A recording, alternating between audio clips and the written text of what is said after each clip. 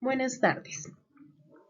Las integrantes del grupo son Marta Liliana Lozada Hernández, María Auxiliadora Iriarte Lastre y quien les habla, Paula Camila Pérez Beltrán. Los temas a tratar son dislexia, disgrafía y discalculia. Para iniciar, ¿qué es la dislexia? Es un trastorno del aprendizaje que se basa en una alteración de la capacidad de leer como consecuencia de la confusión o alteración en el orden de las sílabas, letras o palabras. Se trata pues de dificultades en la lectura debido a problemas a la hora de comprender cómo se relacionan las letras y las palabras o identificar los sonidos del habla. Ojo, la dislexia se considera un trastorno del aprendizaje que se caracteriza por dificultades para aprender a leer. Ojo, esta es la característica principal, pero no es la única, debido a que esto es un estigma que ha trascendido, valga la redundancia, a través de los tiempos, que asociamos dislexia simplemente con dificultad para leer. Nosotros como agentes interdisciplinares estamos en la obligación de comprender que dislexia aborda más particularidades o conlleva más características en quien la presenta.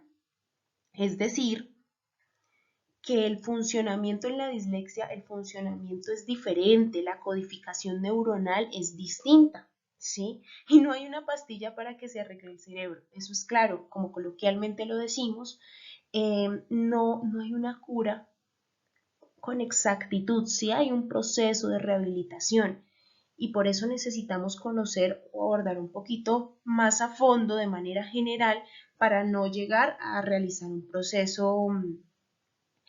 proceso deficiente a la hora de potenciar o fortalecer dichas dificultades. Es necesario destacar que el funcionamiento de un niño con dislexia es diferente, quiere decir que su codificación neuronal es distinta, su cerebro trabaja de manera diferente. Además, no hay una pastilla para que se arregle un cerebro con dislexia. Con este comentario coloquial quiero decir que no hay una cura para la dislexia. Sí hay unas señales, rasgos o signos de alerta, eso sí, pero como tal una cura no hay. ¿Cuáles señales o signos pueden existir? De manera general, puede ser, y el más importante, en mi opinión, es la escritura en espejo, de números o letras. Un ejemplo de esto es la B y la D. Otro importante a destacar es el palito de la A, cuando se hace del lado contrario, cuando la R la hacen invertida, ¿sí? Otros pueden ser los hitos evolutivos, el lenguaje no fluido, la motricidad fina e incluso las neuroimágenes. ¿Qué quiere decir esto de las neuroimágenes? Cuando una neuroimagen arroja un buen estado o que está bien, que no presenta ninguna anomalía, pero persisten las señales o los signos, digamos, ligados a un trastorno como lo es la dislexia, pues se podría considerar o sospechar de pronto que sí se contenga este trastorno, debido a que la neuroimagen no arroja el trastorno, ninguno de los trastornos. Una neuroimagen no nos dice que hay dislexia. Entonces, por eso podríamos contemplar esta posibilidad. La dislexia puede ser causada por factores genéticos y ambientales y no está relacionada con la inteligencia de una persona. En cuanto a su etiología, hay etiología ambiental y personal. En la etiología ambiental encontramos factores pedagógicos, sociales y psicológicos. Y en cuanto a la etiología personal, encontramos factores biológicos. Bueno, entonces las funciones neurocognitivas deficientes en niños con dislexia. ¿Qué quiere decir? Que aquí en nuestro mapa podemos observar lo que se encontraría afectado en un niño con dislexia, las dificultades. Ojo, no son todas, sino puede presentar alguna de estas o como puede presentar varias de estas. ¿Listo? Tenemos 4 pilares muy importantes como lo es la memoria, la atención, la percepción y el más importante, el lenguaje, que competen a un estudiante, un paciente o usuario con dislexia. En cuanto a la memoria, quien se ve afectada directamente es la memoria de trabajo. En cuanto a la atención, quien se ve afectada es la atención selectiva. Y en cuanto a la percepción, encontramos la grafestesia, que claro está que la grafestesia consiste en la identificación de números, letras o figuras geométricas, ¿sí? Es más desde la forma. Y la agnosia digital. ¿Qué es esto de la agnosia digital? Es la falta de habilidad para reconocer, identificar, diferenciar, asociar, señalar y entre otras. Orientar. Bueno, y en cuanto al lenguaje, se encuentran tres pilares básicos, como lo es el procesamiento fonológico, procesamiento sintáctico y el procesamiento semántico. Para iniciar con el procesamiento fonológico, debemos comprender que este se refiere a los procesos mentales que nos permiten utilizar los sonidos del lenguaje oral cuando estamos en el proceso de aprender a decodificar las palabras escritas. ¿Qué quiere decir esto? Que son esos procesos que usa nuestro cerebro para yo poder asociar la información del lenguaje oral con esa información que ya está escrita. ¿Y cuáles son esos procesos fonológicos? Tenemos la conciencia fonológica, la memoria fonológica, la velocidad de acceso a la información. Para iniciar con la conciencia fonológica, debemos saber de qué se trata. Esta se define como la sensibilidad y la conciencia explícita de la estructura sonora o fonológica de las palabras en el idioma propio de la persona. Es decir, diferenciar entre el nombre de la letra y el sonido de la letra. Como sabemos, todas las letras tienen un nombre. La M es el nombre, valga la redundancia, de la M, pero no es el sonido mismo. El sonido de la M es el ¿verdad? Hago un paréntesis y las vocales son las únicas que tienen el mismo nombre y el mismo sonido. En pocas palabras, la conciencia fonológica es cuando tienes esa conciencia de cuáles son los sonidos que forman las palabras en tu idioma. Un ejemplo, ¿conocen la letra M? Claro que sí. Y la letra M es la que forma la palabra mamá. Eso está claro, ¿cierto? Pero podemos describir el sonido o pronunciar el sonido de la letra M. Sí, claro, es La conciencia fonológica es aquella que puede determinar el sonido de las letras, ¿cierto? De alguna manera poder agrupar, pero desde el sonido de las letras. Otro ejemplo, si yo digo la M y la A, ¿cómo suenan? Ah, claramente, ma. Eso es conciencia fonológica. Aquí dentro de la conciencia fonológica encontramos dos factores que también se encuentran afectados directamente con el procesamiento y la conciencia, como lo es el análisis fonológico y la síntesis fonológica. El análisis es la capacidad de dividir los sonidos del idioma a partir de una palabra completa. Es decir, si yo les digo sapo, ¿cómo dividiríamos los sonidos? A, P, O. Esa es la manera del análisis fonológico. Dividimos los sonidos de una palabra completa. Y en cuanto a la síntesis fonológica, es la capacidad de componer e identificar una palabra a partir de sus sonidos individuales. Acá es al contrario. Si yo les digo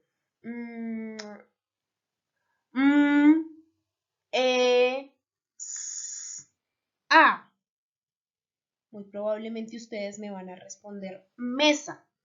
Eso es la síntesis fonológica, la capacidad de poder construir escuchando, ¿verdad? Y esas son las dificultades en cuanto a conciencia fonológica que los niños con dislexia presentan. ¿Sí? Ellos en algún momento de pronto pueden llegar a dividir, Sí, es un proceso lento, pero pueden llegar a dividir, pero muy probablemente podrá estar afectada la síntesis fonológica, ¿sí? No podrán comprender si hacemos este mismo ejercicio. En cuanto a la velocidad de acceso a la información, debemos comprender que esta es la habilidad para tener acceso fácil y rápido a la información fonológica, la cual está almacenada en la memoria a largo plazo. Es decir, que es nuestra capacidad de recordar con facilidad y rapidez los sonidos de las palabras. Esta hace énfasis específicamente en la agilidad, la habilidad de tener esa velocidad. ¿Qué tan rápido se demora uno en reconocer o acceder a esa información fonológica? Muy probablemente los niños con dislexia pueden llegar a hacerlo a pesar de que tardan, pero lo pueden llegar a hacer. Por eso es que normalmente se ve reflejado en la lectura cuando ellos dicen mi, ka, sa, empiezan a leer de esta manera, ¿sí? Porque pues están tratando de alguna u otra forma de cumplir con este factor como lo es la velocidad de acceso. Y como les decía anteriormente, aquí entra la memoria fonológica, nuestro tercer ítem. La memoria fonológica es esa misma capacidad de recordar con facilidad los sonidos de las palabras. Un ejemplo, entonces, si yo les digo, mi casa es la más bonita, ¿sí? De alguna u otra forma ustedes construyen la oración y ustedes comprenden gracias a esa memoria fonológica, porque es la retención de información la que hace la construcción de esta frase. Y es aquí donde se presenta la dificultad porque el niño muchas veces, o el niño con dislexia, no logra retener el sonido en la mente, ¿sí? Entonces, muy probablemente si tú le dices al niño, lea un apartado y explíqueme qué dice ahí, el niño te va a quedar o se va a quedar observándote y muy probablemente te puede volver a leer, pero él no hay una comprensión debido a que no hay un sonido específico, o sea, no hay una memoria fonológica. Y este nos da paso al procesamiento sintáctico. ¿Qué es eso del procesamiento sintáctico? Es esa conciencia sintáctica, se define como la habilidad para corregir gramaticalmente en oraciones, para corregir lo que está mal en las oraciones. Un ejemplo de esto puede ser, mi llegó tarde papá, ¿sí? Si es la capacidad en cuanto a lo sintáctico, es la capacidad que tenemos para decir es mi papá llegó tarde, ¿sí? Muy probablemente los niños con dislexia se les dificulta esto, ¿sí? Ellos te escribirán como o te leerán supermercado al mañana iré, porque no hay ese procesamiento o esa conciencia sintáctica. Bueno, y por último, encontramos el procesamiento semántico. Este se divide en dos, en la velocidad de la denominación y en la exactitud de la denominación. Perdón. Bueno, el procesamiento semántico hace referencia a la capacidad que tenemos de dar significado a las palabras o a los signos lingüísticos. Es decir, que el niño te pueda comprender ese procesamiento de los diferentes signos lingüísticos, ¿cierto? Bueno, en primera instancia, entonces la velocidad de la denominación. Esta se refiere al tiempo que nos toma leer y encontrar ese significado de una palabra, que va muy entrelazado con el tema de la memoria fonológica. Pero en cuanto a temas de velocidad de acceso, se parecen a las que anteriormente les nombraba. Es decir, que acá es eso lo que el estudiante, el niño se tarda en de pronto leer. Pero ¿cuál es la idea? Que lo que lea lo comprenda. Ejemplo, si le dices al niño, léame casa, perro, gato, teléfono. ¿Sí? Tenemos estas 4 palabras, casa, perro, gato, teléfono. Muy probablemente nosotros lo podemos leer como lo hice yo, casa, perro, gato, teléfono. Más rápido, casa, perro, gato, teléfono. ¿Sí? El estudiante o el niño con dislexia pueda que lo complete, pero pues con una velocidad un poco más tardía. Pero digamos que la dificultad de la velocidad implica en que tú lo comprendas. Si yo le pregunto, ¿qué es una casa? Pues nosotros vamos a saber que una casa es un lugar con paredes, con ventanas, con puertas, ¿sí? Donde habitan, ¿sí? El perro, un animal, el gato también es un animal. El teléfono nos sirve para comunicarnos, ¿sí? Eso lo sabemos. Pero cuando hay un niño con dislexia y está afectada la velocidad de la denominación, obviamente también está afectada la comprensión. Puede llegar a emitir las palabras con dificultad y un poquito más tardío, pero pueda que no comprenda. Con eso yo le digo, bueno, ¿qué es casa? Muy probablemente él no va a comprender y no me va a responder, sino probablemente vuelve y me hace el esfuerzo de leer estas 4 palabras. Y en cuanto a la exactitud de la denominación, esta se refiere a la capacidad de leer correctamente las palabras, es decir, sin equivocarnos, de leerlas bien, de decir casa, perro, gato, teléfono. ¿Sí? Muy probablemente el niño con dislexia, con dificultades, en la exactitud de denominación, él nos puede decir con el tema de la velocidad más tardía, nos puede estar diciendo ca, va, ta, cuando es casa. 1 va a estar el tema de la velocidad y 2, pues no va a haber una exactitud en lo que él está leyendo, ¿sí? Y esas son básicamente las dificultades neurocognitivas y deficiencias que se presentan en un estudiante con dislexia.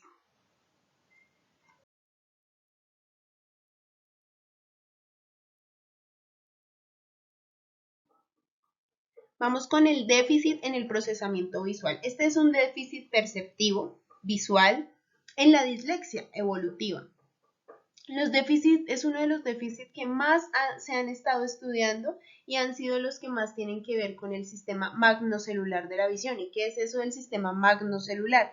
Este es el encargado de detectar la localización, los movimientos de un objeto y el tema de lo espacial, la dimensión directamente espacial.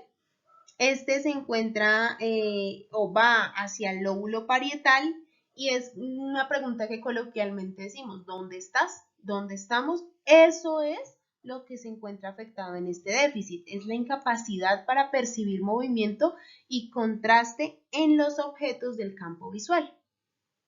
En cuanto al déficit de procesamiento auditivo, quiere decir que hay dificultades en lo que se escucha. Sin oído no hay verbo, sin verbo no hay escucha y sin escucha no hay escritura y sin escritura no hay lectura. Quiere decir que está la dificultad, la falta de en el procesamiento auditivo. En cuanto al déficit en la automatización de la lectura o déficit cerebral, hace referencia a la dificultad, un déficit de este tipo en personas con dislexia impide la automatización de la lectura, ¿sí?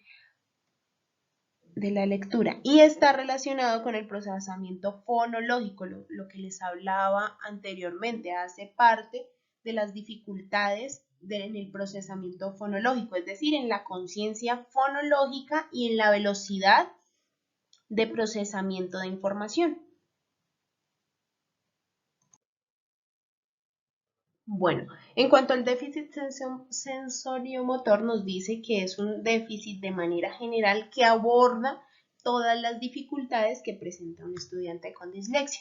Por ende, un estudiante con dislexia no solo compete dificultades fonológicas, sino que asimismo visuales, auditivas y motrices. En primera instancia tenemos la dislexia fonológica. Este es un tipo de dislexia que se caracteriza por las dificultades para conectar los sonidos de las palabras con sus correspondientes letras, es decir, que se presenta la dificultad directamente en un procesamiento semántico. Es lo que yo les explicaba anteriormente. Muy probablemente el estudiante podrá leer, así se demore un poco, que hace referencia a la velocidad de la información y a la exactitud de la información. Él puede demorarse, pero a la hora de pronto de comprender qué es lo que está leyendo, pues se va a ver la dificultad, ¿sí? Y muy probablemente si es casa nos va a decir cava, cata, pero no va a comprender uno qué es una casa y tampoco va a pronunciar o va a hacer el procesamiento semántico adecuado. Las personas con dislexia fonológica pueden tener dificultades para reconocer las palabras nuevas o las inventadas, incluso también para comprender lo que les decía, lo que han leído. La dislexia superficial es aquella que se debe a un mal funcionamiento de la ruta visual, más no en la ruta fonológica. Es un caso donde no hay dificultad, no hay problemas en la conversión de grafema a fonema, pero sí hay errores, hay dificultades en la omisión, audición o sustitución de letras. Se guían principalmente por la información auditiva, debido a que la dificultad central está en la ruta visual. Por ende, ellos se apoyan de la información auditiva y se centran en la información auditiva, por lo que tienden a confundir las palabras homófonas. ¿Y cuáles son esas palabras homófonas? Cuando dos palabras se pronuncian igual, pero tienen un significado diferente. La dislexia severa. Esta se caracteriza por dificultades graves tanto en la lectura como en la escritura, así también como en el procesamiento del lenguaje. Las personas con dislexia severa pueden tener dificultades para reconocer, comprender y expresarse. Reconocer que las letras y las palabras, comprender que el significado de lo que leen y expresar por escrito lo anterior.